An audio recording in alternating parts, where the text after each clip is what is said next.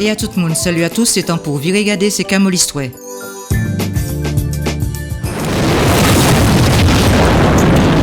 En Guadeloupe, le 22 mai 1802, Delgrès et ses troupes abandonnent le fort Basse-Terre pour se réfugier au pied de la Soufrière à Matouba.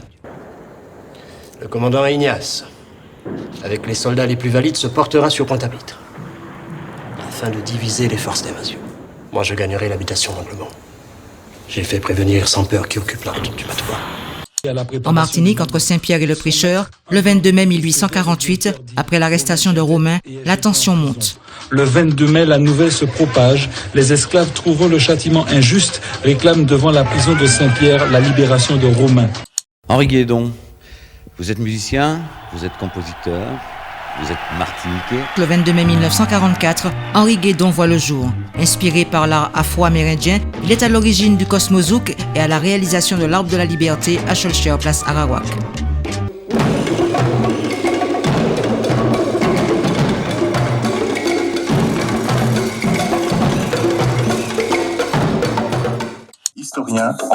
En Martinique, toujours, en mai 1967, l'historien Armand Nicolas publie La révolution anti-esclavagiste de mai 1848 à la Martinique. Je cite, « La révolution anti-esclavagiste qui a balayé le honteux régime qui opprimait nos ancêtres. » Ça fait du bruit, c'est à partir de ce moment-là que va commencer un véritable mouvement d'opinion en faveur du 22 mai comme élément déterminant de l'abolition de l'esclavage. Ce soir, sur notre antenne, début d'une saga consacrée à Napoléon, une série avec des stars du cinéma.